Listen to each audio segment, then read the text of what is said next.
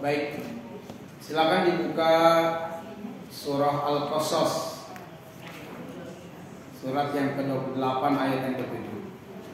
Untuk hari ini kita belum melanjutkan kajian surat Yasin karena bukunya masih dalam proses cetak.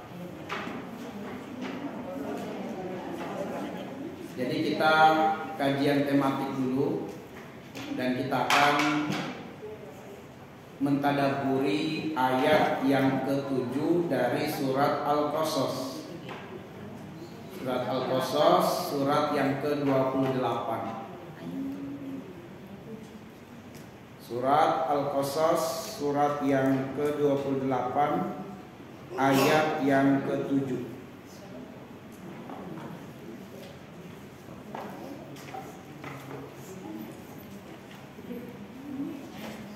Baik, kalau sudah ketemu kita buka dulu, setelah itu kita baca bersama-sama. Bismillahirrahmanirrahim. Assalamualaikum warahmatullahi wabarakatuh.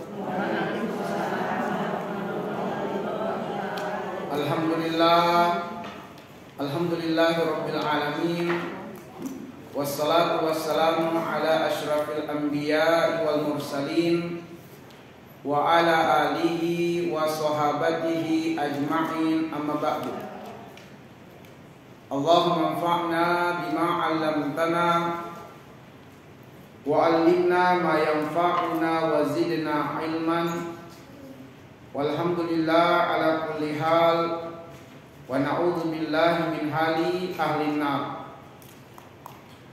Ma'asyiral muslimat wal ummahat, azani Allah wa iyyakunna ajma'inna. Atas izin Allah, atas ridho Allah, kembali kita semua berkumpul di rumah Allah, rumah yang dicintai dan diberkahi oleh Allah, rumah yang menjadikan para malaikat tidak henti-hentinya mendoakan kita yang berada di dalamnya. Allahumma gfir lahu, Allahumma arhamhu. Ya Allah, ampunilah mereka yang berada di dalam rumahmu. Ya Allah, rahmatilah mereka yang ada di dalam rumahmu. Dan kita pun dimudahkan Allah untuk bersilaturahmi, memperkuat ukhuwah al-islamiyah, dan juga kita pun bermajelis ilmu untuk menambah keilmuan kita terhadap syariat Allah, untuk menambah kedekatan kita kepada Allah dengan semakin memperkuat diri kita mengenali Allah Subhanahu wa taala melalui kajian dan tadabbur ayat-ayatnya yang mulia. Ibu sekalian, atas kemudahan-kemudahan dan tentu kenikmatan yang Allah berikan kepada kita di siang hari ini, mengantarkan kita untuk berdoa dan berharap kepada Allah, semoga umur kita semua dipanjangkan Allah dalam kebaikan dan dalam ketaatan di sisinya.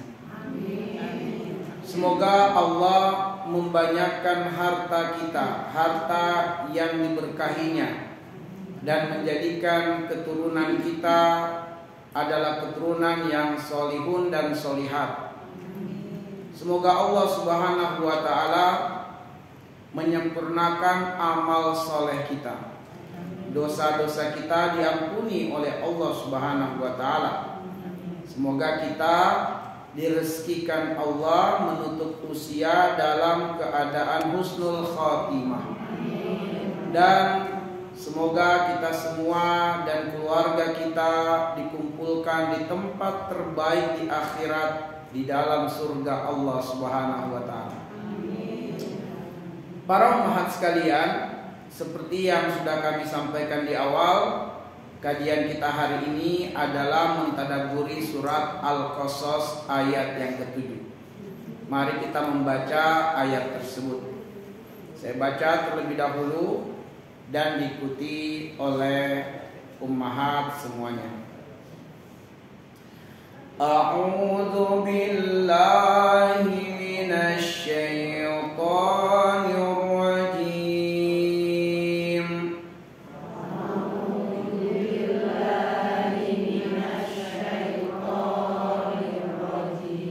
Bismillahirrahmanirrahim.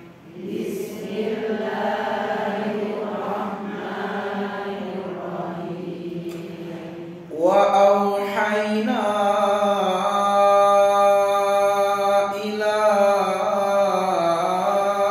ummi Musa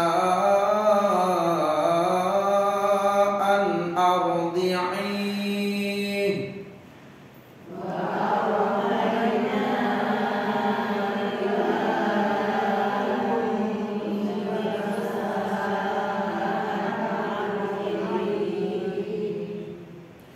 فإذا خفت عليه فألقيه في اليم.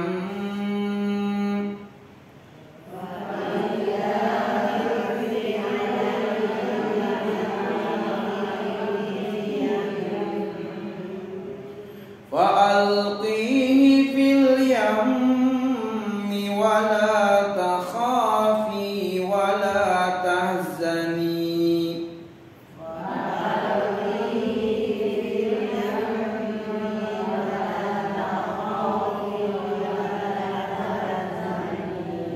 Inna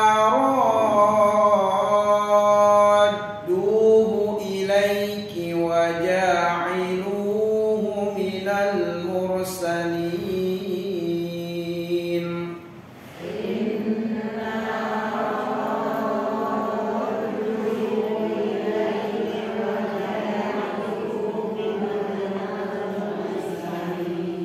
Sadaqallahul azim.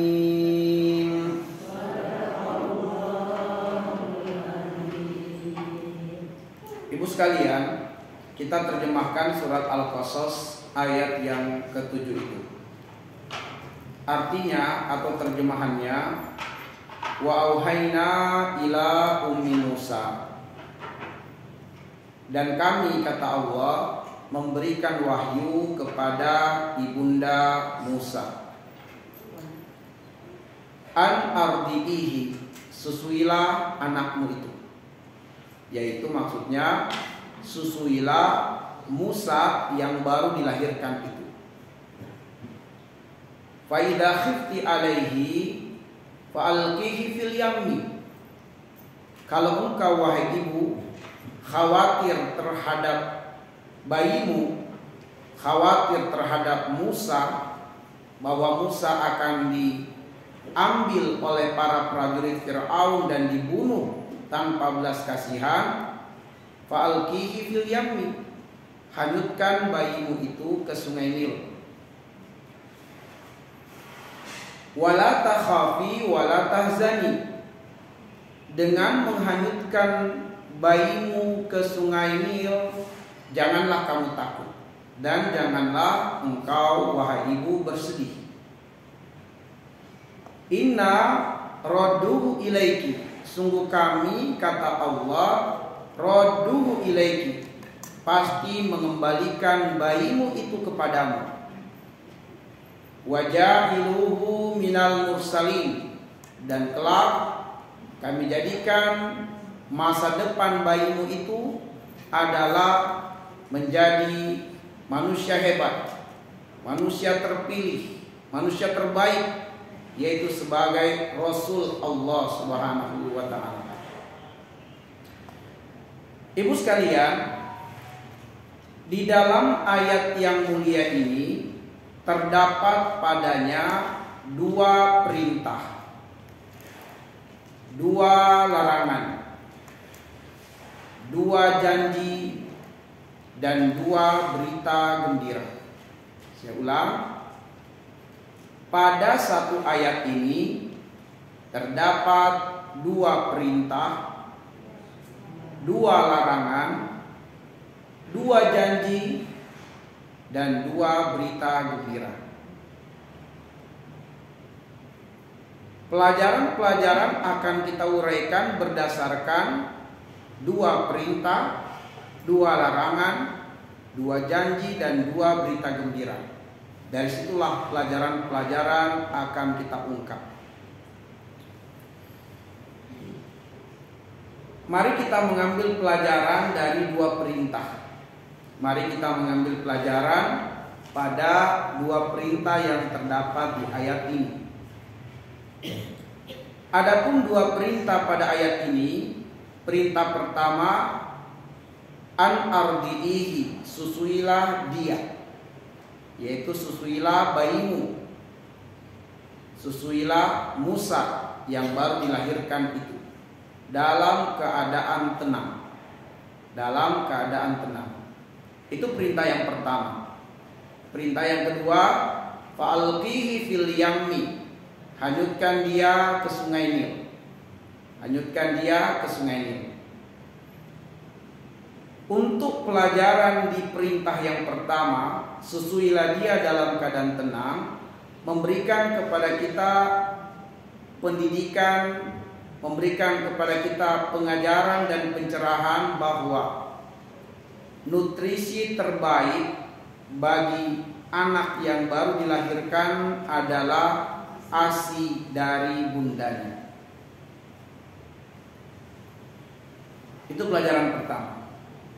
Pelajaran kedua adalah bahwa seorang ibu dalam memberikan ASI kepada bayinya atau kepada anaknya harus dalam keadaan tenang.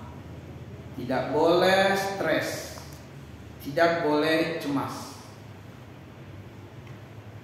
Karena penyebab ASI tidak keluar atau penyebab ASI tidak lancar adalah faktor pikiran, faktor stres, faktor cemas. Itu akan menjadikan ASI tidak keluar atau keluar tapi tidak lancar.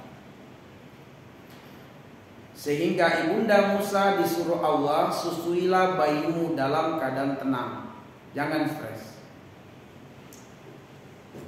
Pelajaran yang ketiga, ibu sekalian, masih pada perintah yang pertama, bahwa hendaknya memberikan ASI kepada anak 2 tahun penuh.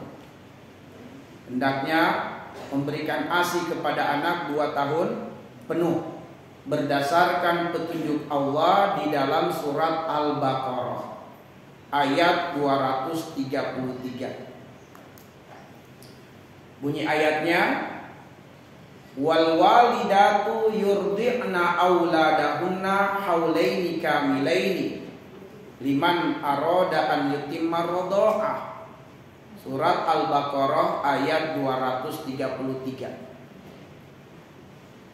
Hendaklah para ibu menyusui anaknya atau memberikan ASI kepada anak-anaknya 2 tahun penuh. Haulaini kamilaini, 2 tahun penuh.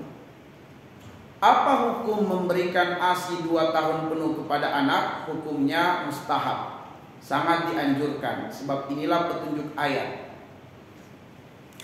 Sangat mustahab, sangat dianjurkan, tapi tidak wajib. Tapi tidak wajib. Karena Allah mengatakan kelanjutan ayat, liman aroda an yutimma radha'ah, bagi siapa yang ingin menyempurnakan pemberian ASI kepada anaknya. Kalau mau, sempurnakanlah ASI kepada anak 2 tahun penuh. Tapi kalau mungkin tidak mau atau tidak sanggup, tidak mengapa, tidak berdosa. Tapi yang terbaik adalah berikan hak ASI kepada anak 2 tahun. Itu yang terbaik. Surat apa ini ibu sekalian? Al-Baqarah ayat 233. Sehingga nanti sampaikan kepada anak-anak kita yang membangun rumah tangga, lalu kemudian sudah mulai dalam keadaan hamil, istri, ya, informasikan kepadanya. Berikanlah hak ASI kepada anak nantinya kalau Allah kehendaki ada kelahiran, untuk memberikan ASI 2 tahun. Beritahu kepada anak kita atau mantu kita, ya, yang hamil, ya, supaya dia bertekad memberikan ASI anaknya 2 tahun penuh. Ibu sekalian, ternyata sudah banyak riset, sudah banyak penelitian. Saya buka di internet, sudah banyak sekali riset yang menjelaskan, penelitian yang menjelaskan, atau pakar medis yang berbicara bahwa memberikan ASI kepada anak 2 tahun akan menguatkan antibodi anak. Imunitas tubuh anak itu bagus, sehingga insya Allah akan kebal dari beragam virus yang ada di muka bumi. Selain itu, ibundanya yang memberikan ASI kepada anaknya 2 tahun tidak akan terkena penyakit kanker payudara. Tidak akan terkena kanker payudara kalau dia memberikan ASI 2 tahun penuh. Nah, kemudian ibu sekalian, surat Al-Baqarah ayat 233 juga menjadi petunjuk bagi pasangan suami istri yang punya progres ingin membuat anak yang jarak lahirnya itu berdekat-dekatan atau berurut-urutan, seperti anak tangga misalnya urutan-urutannya. Maka kita sampaikan, menurut surat Al-Baqarah ayat 233 tadi, paling minimal jarak kelahiran itu 2 tahun. Itu paling minimal. Paling minimal 2 tahun. Supaya anak yang pertama mendapatkan hak ASI 2 tahun sebelum menyusul anak kedua. Kasihan, baru si anak pertama mendapatkan hak ASI 1 tahun, tiba-tiba sang bunda berisi lagi perutnya. Jadi jarak minimalnya 2 tahun. Idealnya kalau memang punya progres tadi pengen anaknya berurut-urutan jarak lahirnya, idealnya adalah 3 tahun atau 4 tahun. Itu idealnya. Kenapa ibu sekalian 3 atau 4 tahun jarak idealnya antara anak pertama, anak kedua? Supaya sang bunda atau sang istri bisa menyelesaikan utang puasanya. Karena dia bisa saja tidak berpuasa selama 2 kali Ramadan. Ramadan pertama dia tidak berpuasa, kenapa? Karena hamil. Kemudian tahun berikutnya Ramadan kedua dia tidak berpuasa lagi, kenapa? Karena menyusui. Masuk tahun ketiga tidak berpuasa lagi, hamil lagi ibu sekalian. Ya, kasihan. Jadi berikan kesempatan kepada istri untuk dia menyelesaikan utang puasanya. Sehingga itulah jarak ideal adalah 3 tahun atau 4 tahun. Ya. Nah, itulah kenapa kemudian dianjurkan untuk nikah usia dini. Ya, untuk dianjurkan nikah usia dini. Wanita ibu sekalian boleh dinikahi meskipun belum haid. Ya, meskipun belum balik boleh dinikahi. Dasarnya ada di dalam surat At-Tolak di ayat yang keempat. Atau contoh langsung adalah Nabi Shallallahu Alaihi Wasallam yang menikahi Aisyah belum balik. Ya, itu bukti langsung. Tapi dasarnya ada di dalam surat At-Tolak di ayat yang keempat. Maka wanita boleh dinikahi dalam keadaan belum balik. Namun ketika ingin berhubungan dengan istrinya, maka hendaknya dalam kondisi fisik istri sudah siap, ya, secara fisik, secara mental sudah siap. Makanya Rasulullah ketika menikahi Aisyah radhiyallahu anha itu nanti ketika sudah usianya secara fisik sudah matang, mentalnya siap, barulah kemudian Nabi bercampur dengan Aisyah. Tapi di antara hikmahnya adalah Aisyah termasuk perawi hadis yang terbanyak. Ya, termasuk perawi hadis terbanyak dari kalangan perempuan. Sebab sejak kecil dikala otaknya masih segar-segarnya, belum banyak beban pikiran, dia sudah melihat perangai akhlak Rasulullah, mendengarkan ilmu dari Nabi, sehingga banyak hadis-hadis berkenaan dengan kehidupan rumah tangga, berkenaan dengan tata cara mandi wajibnya Rasulullah, itu kita dapati dari riwayat-riwayat Aisyah radhiyallahu anha. Itulah hikmahnya, ya. Aisyah dinikahi usia yang masih belia. Baik. Jadi ibu sekalian, supaya apa? Supaya bisa diatur jarak-jarak kelahiran 4 tahun, 5 tahun sehingga ideal. Ya, kalau nikahnya sudah usia 30-an ke atas perempuannya sekalian, biasanya sudah usia 40 tahun sudah agak berat. Sudah agak berat untuk hamil, sudah agak berat untuk melahirkan. Nah, carilah yang agak muda-muda. Nah, itu nasihat, petunjuk dari Quran. Baik, ibu sekalian yang dimuliakan oleh Allah Subhanahu wa taala. Mari kita melangkah pada perintah yang kedua dari ayat tersebut. Tadi itu perintah yang pertama. Perintah yang kedua di dalam ayat tadi adalah fa'alqihi fil yammi. Itu perintah yang kedua. Hanyutkan bayimu ke sungai Nil. Hanyutkan bayimu ke sungai Nil. Fa idza khifti alaihi fa'alqihi fil yammi, kata Allah. Kalau kamu khawatir terhadap bayimu, hanyutkanlah dia ke sungai Nil. Ibu sekalian, Allah menyuruh ibunda Musa untuk memberikan ASI kepada Musa dalam keadaan tenang. Jangan stres, tadi sudah kita sebutkan alasannya. Tapi bagaimana mungkin sang bunda ini akan tenang, ibu sekalian? Sementara terompah langkah para prajurit Fir'aun sudah menuju ke arah rumah. Dan kalau bayi Musa ditemukan oleh prajurit Fir'aun, maka akan dirampas dari pelukan ibunya, lalu dibunuh tanpa belas kasihan. Pasti dibunuh, karena itu adalah peraturan yang berlaku di negeri Mesir yang dipimpin oleh Fir'aun, bahwa semua bayi laki-laki yang lahir dari rahim wanita Bani Israel harus dibunuh, tanpa belas kasihan. Allah menyuruh ibunda Musa, susui anakmu dalam keadaan tenang. Bagaimana mungkin dia akan tenang sementara terompah langkah para prajurit Fir'aun sudah menuju ke arah rumah? Inilah yang membuat dia khawatir terhadap bayinya. Maka Allah mengatakan, fa idza khifti alaihi. Kalau begitu, kalau kamu khawatir terhadap bayimu, fa'alqihi fil yammi. Hanyutkan dia ke sungai Nil. Hanyutkan dia ke sungai Nil. Menghanyutkan Musa ke sungai Nil adalah pilihan yang tidak menyenangkan. Ya, pilihan yang tidak menyenangkan. Tentu ada ketakutan juga. Apa ketakutan? Bagaimana kalau dia tenggelam? Mati juga kalau dia tenggelam, ibu. Masih bayi, dihanyutkan ke sungai, kalau tenggelam pasti mati. Tapi ternyata pilihan itu yang harus diambil oleh ibunda Musa.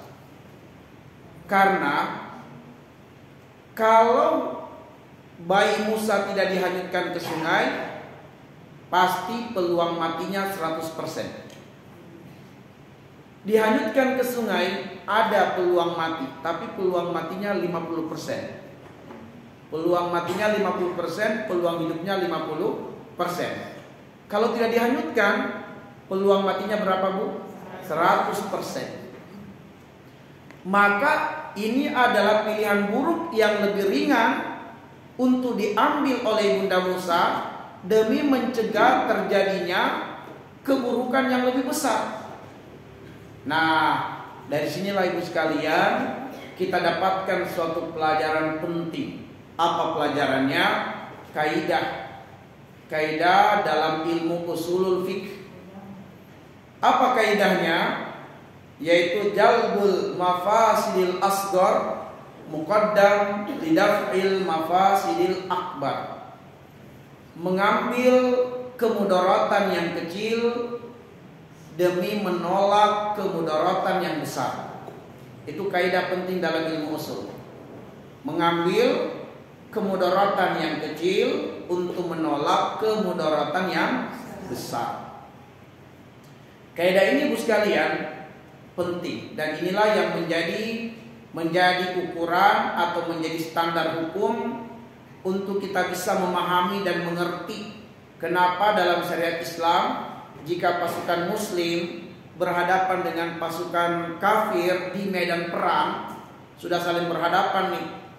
Pasukan muslim, pasukan kafir berhadapan di medan perang. apabila ada satu orang, dua orang, atau beberapa orang pasukan muslim yang mundur ke belakang karena takut, lari bu, karena takut, maka yang mundur, yang lari harus dibunuh. Ya, harus dibunuh.